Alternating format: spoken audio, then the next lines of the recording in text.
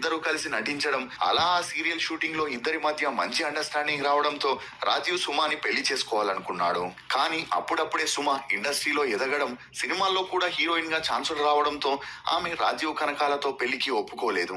దీంతో రాజీవ్ సుమాతో ఉన్న రిలేషన్ కి బ్రేకప్ చెప్పేసి రాంబంటూ మూవీలో సపోర్టింగ్ పాత్ర చేయడం ద్వారా తన సినీ అరంగేట్రం చేశాడు.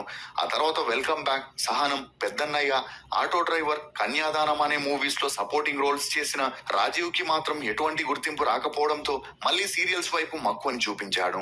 ఈ క్రమంలోనే సుమ దాసరి గారి దర్శకత్వంలో కళ్యాణ ప్రాప్తిరస్తు అనే మూవీని చేయగా అది ఫ్లాప్ అవడంతో మళ్ళీ మలయాళంలో 6 సినిమాల్లో హీరోయిన్ గా చేసిన అవి కూడా రిలీజ్ అయి డిజాస్టర్ అవడంతో సుమ హైదరాబాద్ కి తన మకాన్ని మార్చేసింది. ఇక అలా తెలుగులో సపోర్టింగ్ రోల్స్ చేసిన అనుకున్నంత పేరు గాని డబ్బు గాని రాకపోగా ఎక్కడ చూసినా కాస్టింగ్ కౌచ్ ప్రాబ్లమ్సే ఉండడంతో సినిమా ఇండస్ట్రీని వదిలేయాలనుకున్నప్పుడే పవిత్ర ప్రేమ మూవీ షూటింగ్ సమయంలో సుమ మళ్ళీ రాజీవ్ ని